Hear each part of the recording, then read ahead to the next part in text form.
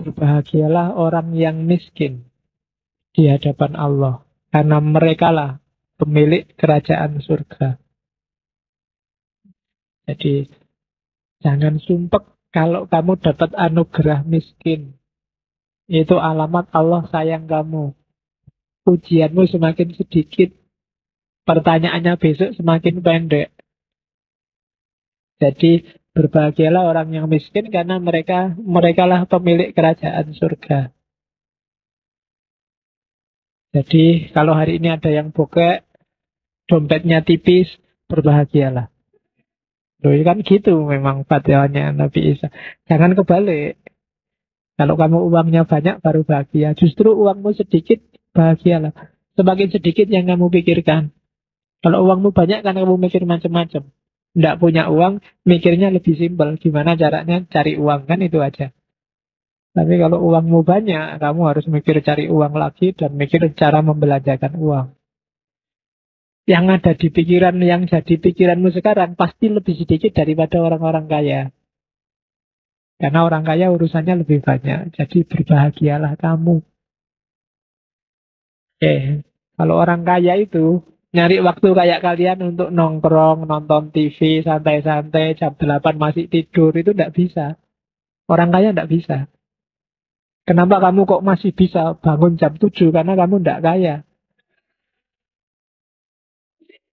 Loh iya, loh orang kaya itu jam 7, wah sudah waktunya ngantor, sudah waktunya kerja. Begitu dia tidak punya uang, santai sudah di rumah. Tidur bangun jam 10 nggak masalah. Berbahagialah orang yang miskin. Berbahagialah orang yang berduka cita, karena mereka akan dihibur. Ya yang menghibur Allah. Kalau kamu sedang galau, kalau kamu sedang sumpek, kalau kamu sedang ada masalah, bahagialah. Berarti Allah perhatian padamu. Allah sedang menyapamu, Allah sedang menyenggolmu. Tidak apa-apa, kamu akan dapat hiburan. Allah yang akan tanggung jawab bikin kamu gembira. Jadi kalau kamu sedang sumpek, tinggal kamu ngadep ke atas. Wah, saya bahagia ya Allah. Kamu masih ingat padaku. Aku tidak dicuekin. Aku dikasih ujian kayak gini berarti kan perhatian padaku. Tak pikir aku dicuekin, mau ngapain aja boleh. Ternyata diingatkan juga tuh. Wah, itu. Bagi yang sedang berduka cita, tenang aja. Nanti Allah yang akan menghibur kamu. Berbahagialah orang yang lemah lembut, karena mereka akan memiliki bumi. Ini nggak perlu tak jelasin.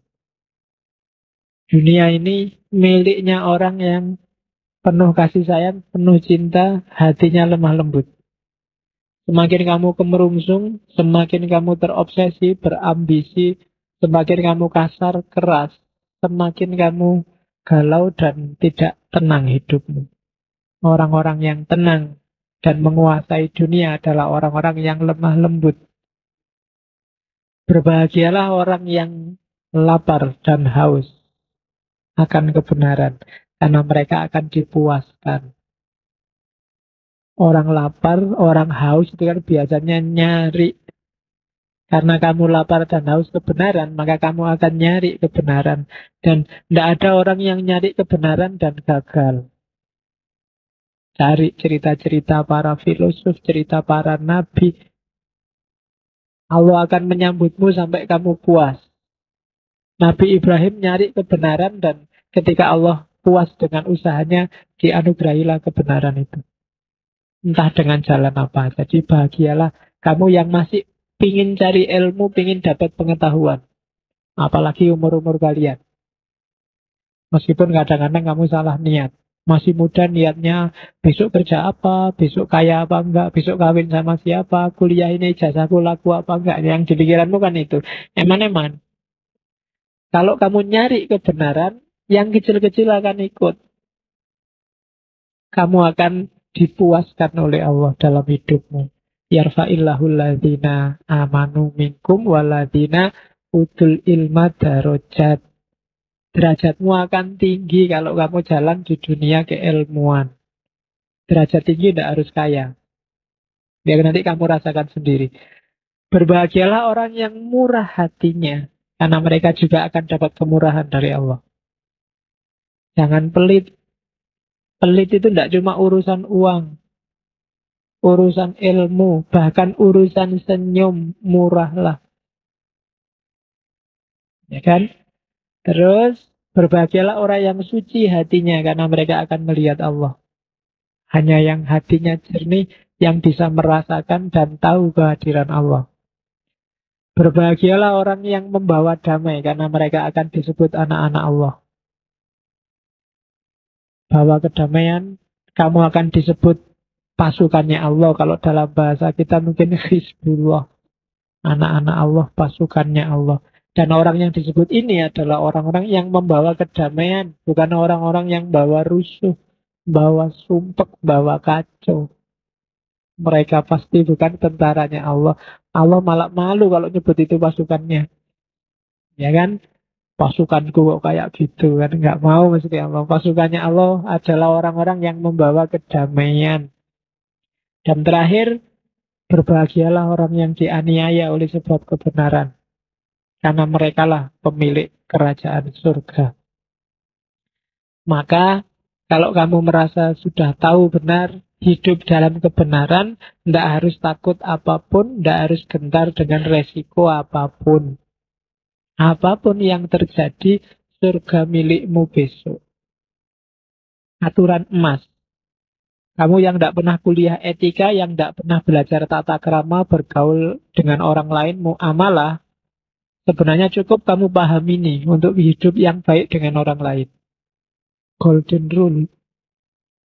Ayatnya kalau di Alkitab bunyinya itu, segala sesuatu yang kamu kehendaki supaya orang perbuat padamu, perbuatlah demikian kepada mereka.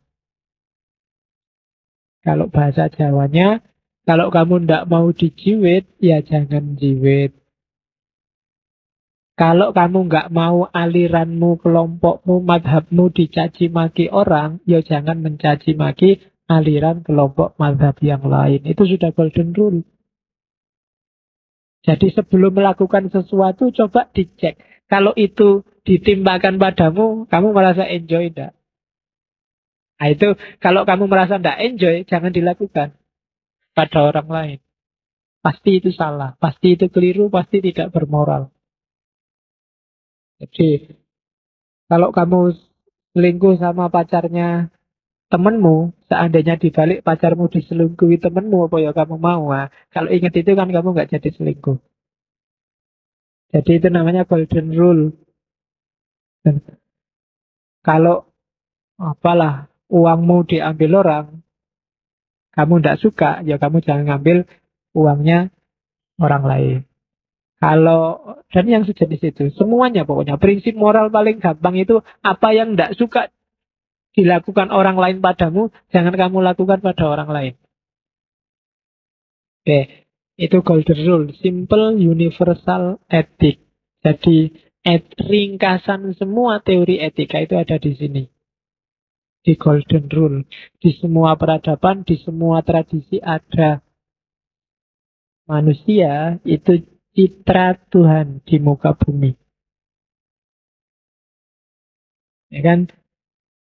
Makhluk di antara semua ciptaannya Allah yang paling mirip dengan dirinya itu manusia. Dirinya pasti bukan fisik, jadi bukan wajah. Karena Allah pasti tidak punya fisik kayak kalian. Di Quran disebut Allah punya tangan, punya mata, pasti tidak kayak kita. Jadi kemiripan itu pasti di luar itu. Maka jangan dibayangkan Allah tinggi besar, jenggotnya panjang. Dulu kamu kecil mungkin gitu kan? Bayangkan Allah itu di atas, besar, ngelihat ke bawah, jenggotnya panjang, rambutnya panjang, pakai jubah. Enggak. Jangan dibayangkan fisik. Kita mirip Allah tidak dalam hal fisiknya. Di beberapa konsep, paling tidak di 4 hal itu. Yang pertama, dalam hal spiritualitas, dalam hal kecerdasan, akal, punya keinginan, kita punya keinginan, Allah juga punya keinginan. Dalam hal pengetahuan dan cinta, kita tahu sesuatu, Allah Maha tahu. Kita cinta sesuatu, Allah Maha cinta. Dan yang keempat dalam hal kebebasan. Kita oleh Allah dipinjemi kebebasan. Itu yang bikin kita mirip Allah. Ya yang bebas sejati jelas Allah. Dia tidak ada yang mengikat apapun dan satupun. Kita manusia itu bebas tapi dipinjemi. Pinjaman. Jadi kita dikasih akal untuk milih, diizinkan untuk ingin sesuatu, suka tidak suka sesuatu, tahu dan tidak tahu sesuatu, mencintai sesuatu, dan kita punya dimensi khusus namanya spiritualitas. Satu-satunya yang punya empat ini hanya manusia, tidak ada yang lain. Hewan, tumbuhan, apalagi benda, tidak ada satupun yang. Binatang kadang-kadang ada yang seolah-olah punya akal ya Pak, enggak. Kalau punya otak iya, tapi kalau punya akal enggak. Maka enggak bisa berkembang. Tak pinter-pinternya monyet sejak dulu juga seperti monyet. Kalau ada monyet pakai baju, itu yang ngasih baju manusia. Kalau ada lumba-lumba yang bisa ngitung, itu yang bikin bisa ngitung kan juga manusia, dilatih. Instingnya, dia enggak pernah punya inisiatif sendiri. Kalau nggak percaya, kali-kalian apa bagi-bagian, kalau lomba-lomba biasanya tesnya ayo 3 tambah 3 kan gitu. Itu teslah sendiri, misalnya ada lomba-lomba coba berapa akar 4 akar 3 nggak bisa dia. Yang bisa manusia. Jadi spiritualitas apa lagi? Hanya manusia yang punya. Semua yang selain manusia tidak ada pilihan. Hidupnya pasti seperti itu, dan hidupnya pasti merealisasikan, mewujudkan sunatullah. Sehingga dalam konsep kita, semua makhluk itu bertasbih, semua makhluk itu tunduk patuh pada Allah. Karena memang dia tidak punya alternatif lain, hanya itu. Beda sama manusia. Maka manusia itu semacam citranya Tuhan. Kalau di kita, manusia itu khalifah, wakilnya Tuhan. Wakil itu kan ya paling tidak kan mirip sama yang diwakili dikit-dikit. Kalau beda sama sekali nggak bisa mewakili. Allah kuasa, karena kita wakilnya Allah, kita dikasih kekuasaan oleh Allah. Meskipun tidak sebesar kekuasaannya Allah. Kamu kan bisa kuasa, sesuai jangkauanmu, sesuai kapasitasmu. Oke, jadi spiritualitas, akal dan keinginan, pengetahuan, cinta dan kebebasan. Kayak minum ini kan akalku yang dulu bilang, haus minum, akal. Pengetahuan, karena aku tahu aku butuh minum. Dan kebebasan, mau minum beneran apa nanti saja kan terserah aku. Akal yang bilang, kadang haus tapi tidak usah minum nantilah. Ini yang binatang tidak punya, tumbuhan tidak punya. Bebek itu kalau mau minum ya minum aja, nggak pernah mikir. Sekarang apa buat nanti aja ya, eman-eman enggak. Minum ya dia minum aja, insting.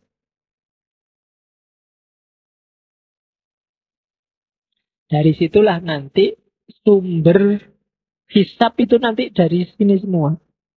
Urusan fisikmu nggak akan dihisap oleh Allah. Kamu jelek, rambutmu keriting, hidungmu pesek, itu nggak akan dihisap oleh Allah. Jadi nggak pernah ditanya kenapa hidungmu pesek, nggak pernah ditanya kenapa kulitmu hitam, nggak pernah. Yang ditanya apa? Spiritualitasmu. Akalmu kamu gunakan untuk apa? Pengetahuan yang dianugerahkan padamu, kamu pakai untuk apa? Apa yang kamu cintai dan tidak kamu cintai, mengapa? Kok ada selain aku yang kamu cintai?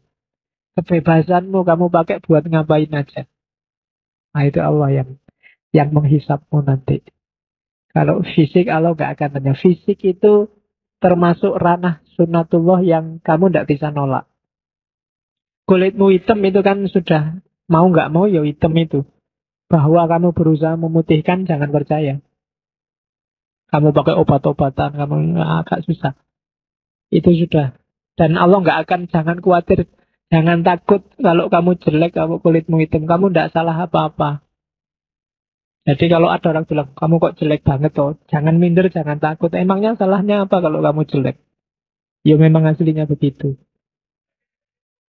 Ya kan? Kalau ada orang bilang kamu jelek, bilang aja salahku di mana kalau aku jelek itu. Iya. Yang kamu lecehkan itu siapa? Aku apa yang bikin aku, kan gitu. Loh iya kan?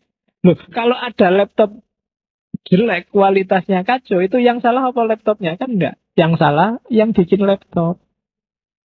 Maka manusia nggak boleh saling melecehkan, saling mencaci maki, khususnya untuk urusan fisik. Karena kamu nggak ikut bikin, rancangannya juga bukan dari kamu. Ya kan? Kamu kan cuma kalau manusia kan cuma mewujudkan prosesnya, tapi detailnya kan Allah yang ngatur. Tak pinter-pinternya orang kan nggak bisa ngatur, misalnya saya bikin anak kulit hitam aja deh, nggak iso. Kulitnya sehitam apa yo, rancangannya yang di atas. Jadi, yang dalam kuasamu empat ini. Kamu punya spiritualitas, tapi kamu arahkan kemana spiritualitasmu, itu dalam kekuasaanmu. Nah, itu konsep kunci juga yang dibawa oleh Isa. Nah, ini sindiran. Tak ambil. Jangan berdoa seperti orang munafik. Kayak gimana orang munafik itu ingin dilihat orang. Atau seperti bertele-tele kayak orang baca puisi. Banyak kata-katanya. Kan sekarang banyak tuh orang baca doa. Mungkin peringatan apa gitu. Ya Allah, sebagaimana engkau tahu, kami semua di sini adalah hambamu. Hari ini kami semua menghadapmu dalam rangka peringatan. Ya, itu macam puisi apa tuh? Ora jelas. Nah itu bertele-tele bulat. Ya mbok kamu tuh the point aja minta apa kan jelas. Tapi pengantarnya terlalu panjang. Atau kayak orang munafik ingin dilihat. Tadi baru ngomong ketawa-ketawa, begitu doa pun nangis-nangis. Jalurnya dari mana? Kok tiba-tiba nangis? Karena pas doa ini. Ah, lah ya doanya doa apa dulu? Wong doa minta Robbana Atina, minta kesejahteraan kok sambil nangis. Hubungannya apa? Jangan-jangan cuma acting, cuma action karena disyuting. Nah, itu diingatkan. Jangan berdoa kayak orang munafik deh. Pengen dilihat orang. Ya kecuali kamu sedang main film terus sedang acting berdoa sambil nangis-nangis, itu kan biasa kalau film. Cuma kalau beneran ya nggak usah kayak gitulah. Katanya Isa, kalau engkau berdoa, masuklah ke kamarmu, tutuplah pintu. Berdoalah pada Tuhanmu yang ada di tempat tersembunyi. Maka Tuhan yang melihat yang tersembunyi akan membalas. Jadi lebih khusyuk dan lebih khusyuk. Bukan doa pingin acting dan juga bukan doa yang bulat. Namanya minta itu kan paling enggak kita harus ngerti yang kita minta apa. Banyak saya bilang kita berdoa hari ini itu kan doa apalan. Bismillahirrahmanirrahim. Hamdan yuafi ni'amahu wa yukafi umazid. Apalan tuh terus karepe njaluk apa ndak jelas pokoknya amin. Amin ngono wis. Iya. Oke. Jadi yo ini pelajaran adab berdoa. Di kita ada banyak teori luar biasa. Ya nanti ajarannya Isa ini kan mengingatkan mentalitas seorang yang berdoa. Jangan munafik, jangan bertele-tele. Ya kan kayak tadi lu mau maca puisi, ya Allah, sebagaimana engkau tahu, kami hari ini semua menghadapmu. Itu kan ya, malaikatnya mesti ala wis ngerti njaluk apa wis suwen. Lah ya kan, lo kalau kamu jujur, puisinya itu untuk Allah, untuk malaikat apa untuk biar kamu acting? Biar orang terharu, biar orang kagum. Silahkan diprosentase sendiri. Terus teori kedua. Kamu telah mendengar firman, mata ganti mata dan gigi ganti gigi. Tetapi aku berkata padamu, janganlah kamu melawan orang yang berbuat jahat kepadamu. Ini yang paling terkenal. Melainkan siapapun yang menampar pipi kananmu, berilah juga kepadanya pipi kirimu. Dan kepada orang yang hendak mengadukan engkau karena mengingini bajumu, serahkanlah juga jubahmu. Dan siapapun yang memaksa engkau berjalan sejauh 1 mil, berjalanlah bersama dia sejauh 2 mil. Berilah kepada orang yang meminta kepadamu, dan janganlah menolak orang yang mau meminjam daripadamu. Ini teori, kalau kamu baca literal, seolah-olah konyol. Tapi padahal tidak. Jadi ini sebenarnya sebuah metafor yang luar biasa. Maknanya yang pertama adalah jangan menyimpan dendam dan balas dendam dalam batinmu. Karena begitu ada dendam, di situ pasti ada kebencian. Begitu ada kebencian, kamu kehilangan cinta dan kasih. Jangan salah, kalau kamu baca kisah-kisahnya Nabi Muhammad pun banyak sebenarnya yang ditampar pipi kiri, dikasih pipi kanan. Nabi tiap hari lewat di rumahnya orang yang tiap subuh lewat Nabi diludahi. Itu kan luar biasa. Kalau mata balas mata, gigi balas gigi, harusnya Nabi Muhammad datang ke rumahnya tak balas genti cuh gitu. Tapi kan enggak. Nabi sabar, diludahi ya diusap. Nanti di masjid wudhu dibersihkan lagi. Terus sampai satu ketika tidak ada yang ngeludahi. Nabi berhenti kaget. Loh kok tidak diludahi? Ini langganannya kemana biasanya ngeludahi? Ya kan? Loh malah nunggu. Itu kan ditampar pipi kiri, kasihkan pipi kanan. Tapi terus ditanya kemana sih si Fulan yang biasa ngeludahi saya? Oh sekarang sakit Nabi. Dan Nabi orang pertama yang menjenguk. Oh itu kan pipi kanan ditampar dikasih pipi kiri. Dan dengan gaya inilah Islam sukses. Dengan gaya itulah dulu Isa sukses.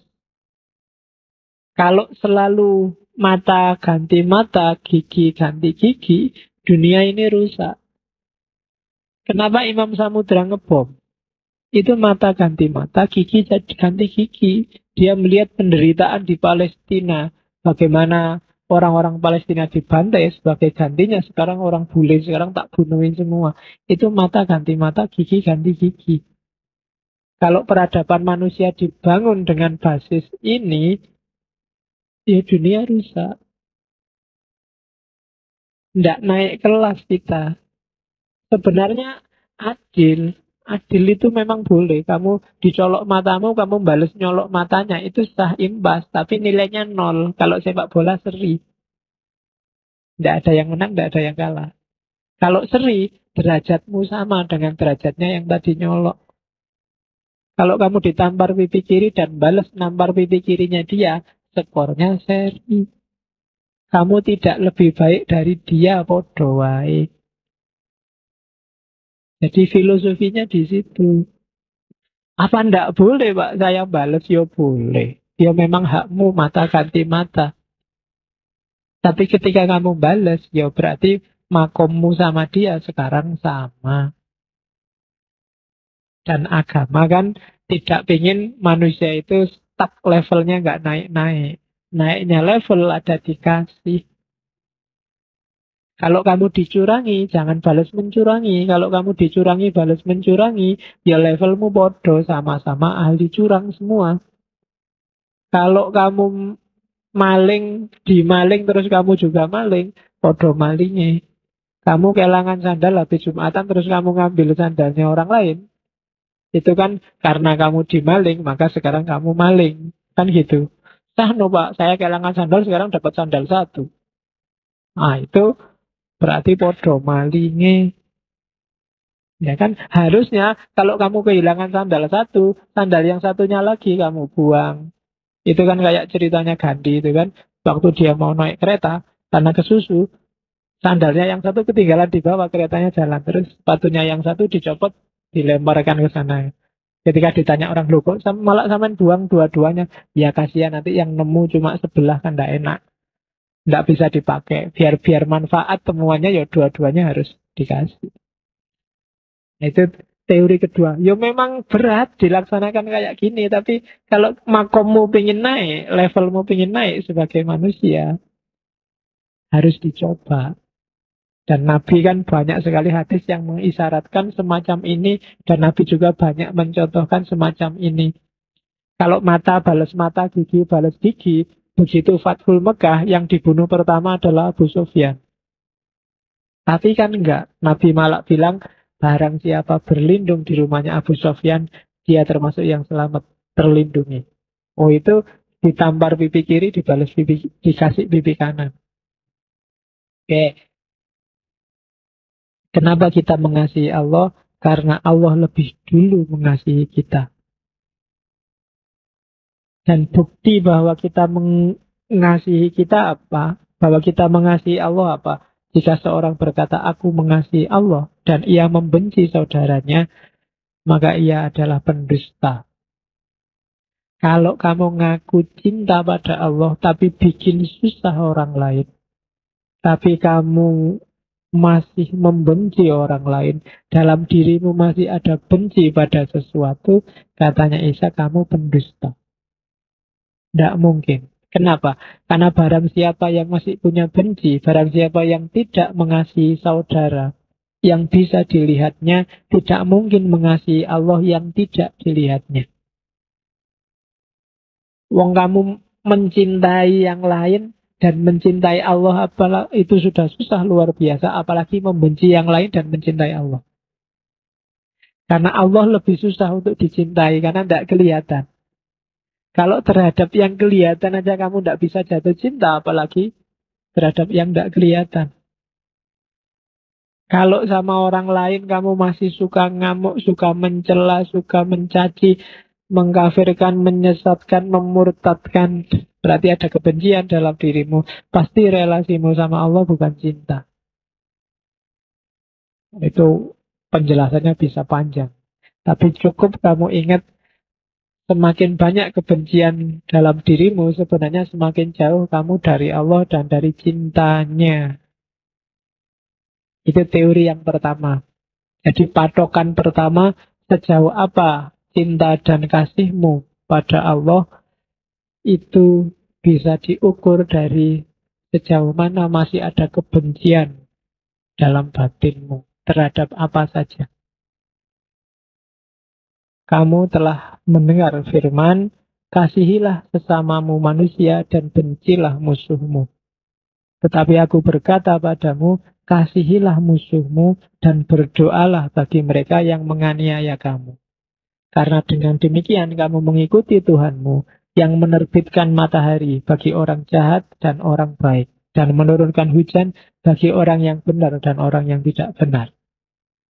Apabila kamu mengasihi orang yang mengasihi kamu, apakah terus upahmu, pahalamu apa?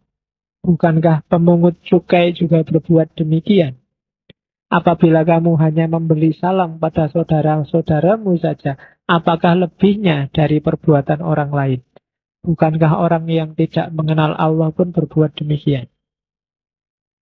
Jadi, kalau kamu hanya sayang pada orang yang sayang padamu, bedanya apa kamu dengan orang lain?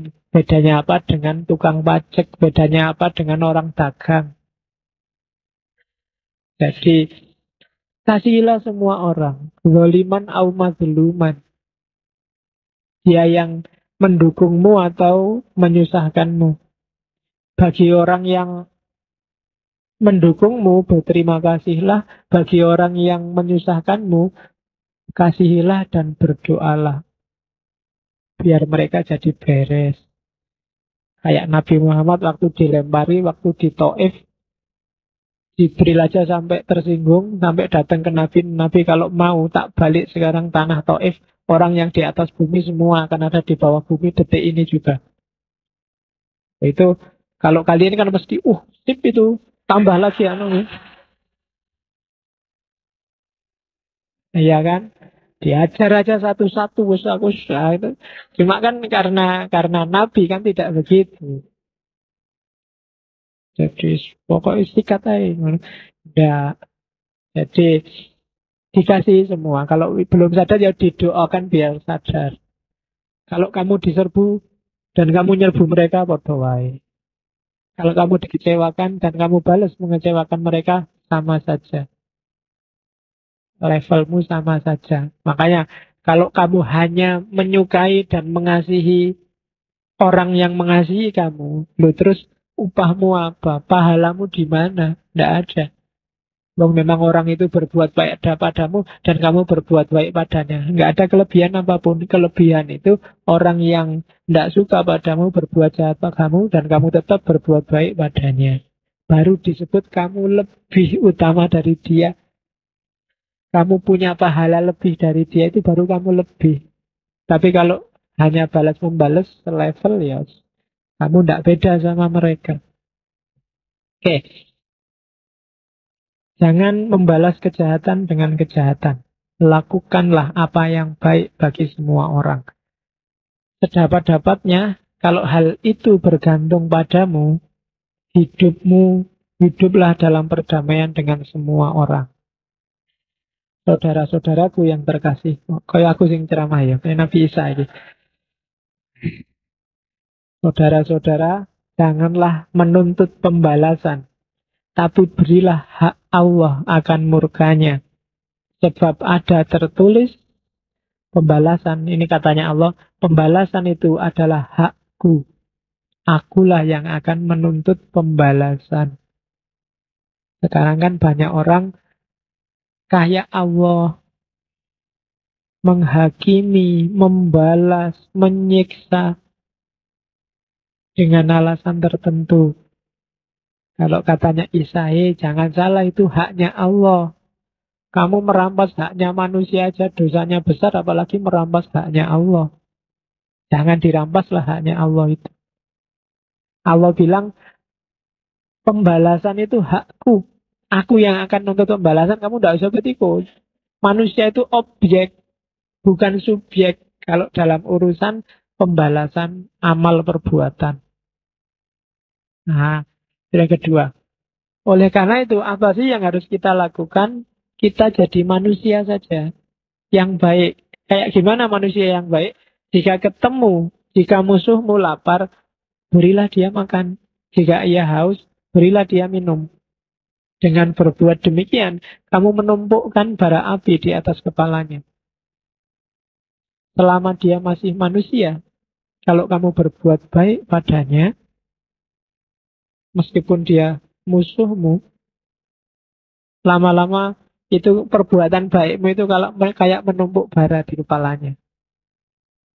Jadi, jangan kalah terhadap kejahatan, tapi kalahkanlah kejahatan dengan kebaikan.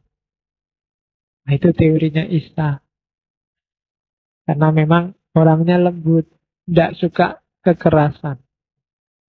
Jangan kamu menghakimi supaya kamu tidak dihakimi. Karena dengan penghakiman yang kamu pakai untuk menghakimi, kamu akan dihakimi. Dan ukuran yang kamu pakai untuk mengukur akan diukurkan padamu. Mengapa engkau melihat duri di mata saudaramu, sedangkan balok di dalam matamu tidak engkau ketahui? Bagaimana engkau dapat berkata kepada saudaramu, biarlah aku mengeluarkan duri itu dari matamu, padahal ada balok dalam matamu? Hai orang munafik, keluarkanlah dahulu balok dari matamu, maka engkau akan melihat dengan jelas untuk bisa mengeluarkan duri dari mata saudaramu. Bisa dipahami ya? Jangan sok menghakimi, menyalah-nyalahkan orang, mensesat-sesatkan orang, kan sekarang banyak, mengkafir-kafirkan orang, memurtad-murtadkan orang. Karena mungkin besok dengan standar yang sama, kamu akan dibalas, dikafirkan, disesatkan, dimurtadkan. Dengan teori yang sama, dengan ukuran yang sama, yang kamu pakai untuk tadi ngukur orang lain. Ya entah ukuran itu apa, sekarang banyak contohnya. Kebanyakan kita tidak sadar salah kita, lebih melihat salahnya orang lain. Kamu tidak sadar matamu ketutup balok, kamu ribut kalau di mata temanmu ada duri. Buang dulu balokmu, baru kamu ribut dengan durinya. Ini kasih yang keempat. Makanya ada cerita suatu ketika Isa melihat seorang perempuan dirajam. Mungkin pernah dengar ya. Ketika Baru mulai dirajam, Isa datang, ini ada apa? Kok ada perempuan dilempari batu? Dia salah, dia berzina. Oh, dia dilempari karena salah toh. Iya, kalau begitu yang boleh ngelempar adalah yang tidak pernah punya salah. Akhirnya ora sido. Karena setiap orang merasa, oh iya ya, aku ngelempar-ngelempar itu emangnya aku tidak punya salah. Emangnya aku tidak punya dosa. Kalau aku punya dosa, punya salah juga, harusnya juga tidak cuma ngelempar, aku juga harusnya juga dilempari. Intinya teorinya Isa ada di sini. Satu ketika ada orang-orang Farisi. Orang Farisi ini kelompok Yahudi tertentu, bukan orang Persia. Yang ingin nguji Yesus dan bertanya, Guru, hukum mana sih yang paling utama dalam Taurat? Karena memang tadi kan misinya Isa itu kan musaddiqon, membenarkan Taurat. Jawabannya Isa, jawabannya Yesus, intinya Taurat adalah cinta. Kasihilah Tuhan Allahmu dengan segenap hatimu, dengan segenap jiwamu, dengan segenap akal budimu. Itulah hukum yang terutama dan pertama. Jadi yang pertama, tauhid itu kan menomorsatukan Allah dalam hidup kita kalau di Islam. Cuma kamu kan nggak pernah tanya, relasimu sama Allah itu jenisnya relasi apa sih? Nah, sebenarnya kalau kamu jeli, mirip dengan yang dibilang oleh Yesus. Relasi kita sama Allah itu harusnya relasi cinta. Jadi relasi kasih, relasi cinta. Bukan, selama ini kita banyak relasinya relasi dagang. Jadi kita ingin beramal berapa, terus kita minta pahala berapa. Itu relasi dagang, relasi negosiasi. Ya Allah, saya bangun jam 3 pagi. Katanya kamu nyuruh gitu. Makanya capek-capek saya belain bangun. Sekarang saya minta nilaiku A semua ya Allah. Itu negosiasi. Kan? Katanya Isa, enggak. Hukum paling utama, relasi utama itu kasih. Ya Allah, kamu menyuruhku bangun sepertiga malam terakhir. Aku bangun. Karena aku cinta padamu. Kan gitu. Kayak kamu yang baru pacaran itu loh. Disuruh ngapain aja kan mau. Jauh-jauh, hujan-hujan, suruh apel juga mau. Suruh nge-SMS tiap hari mau juga. Kadang-kadang nggak disuruh juga kamu nge-SMS. Ya kan? Karena kamu sayang padanya. Pada Allah juga begitu harusnya. Kamu disuruh sholat 5 waktu ya sholat. Nggak diwajibkan yang sunnah-sunnah, kamu jalanin aja. Kenapa? Karena kamu cinta padanya. Ada juga yang jalankan sunnah-sunnah. Kenapa? Karena nyali fadilahnya, Pak. Kalau sholat kayak gini itu rezekinya lancar. Kalau sholat kayak gini, nah itu berarti masih dagang, belum cinta. Mari kita gerakkan sholat duha karena dengan sholat duha rezeki kita lancar. Ah, itu dagang. Relasinya dagang. Relasi cinta itu karena Allah nyuruh kita. Karena meskipun Allah nggak mewajibkan, tapi karena kita cinta pada Allah. Jangan kan nggak disuruh. Dikasih isyarat saja kita mau jalan. Nah itu namanya relasinya relasi cinta. Yang kedua, itu kan yang ke atas. Sekarang hukum utama yang kedua yang horizontal. Sama manusia juga begitu. Kita harus relasinya relasi kasih, relasi cinta. Tak jelasin dikit bedanya cinta sama sayang sama kasih. Kasih sayang biasanya jadi satu. Kalau cinta itu biasanya intensional. Ada targetnya jelas. Kalau kasih, tidak ada targetnya, pokoknya semuanya dirangkum. Itu kayak bedanya Rahman sama Rahim. Semua makhluk dapat Rahimnya Allah, dapat kasihnya Allah. Tapi tidak semuanya dapat Rahmannya. Kamu cintai semua manusia, tapi di antara manusia yang kamu cintai itu kan ketika semua itu berarti namanya kasih. Ada satu yang kamu cintai serius. Karena kamu kemarin dapat pandangan pertama misalnya. Nah itu cinta, ada intensinya. Jadi ada targetnya jelas. Jadi ada hasrat, ada keinginan, itu ada cinta. Tapi kalau kasih itu biasanya pokoknya untuk semuanya. Jadi kamu buka jiwamu lebar-lebar, semua bisa masuk. Tapi kalau cinta, kamu yang keluar menuju sesuatu yang kamu cintai. Tapi kalau kasih, yang keluar kamu masukkan semua, semua bagian dari dirimu. Nah itu kasih. Dan inti ajarannya Isa itu kasih. Jadi cinta, kasih untuk semua orang.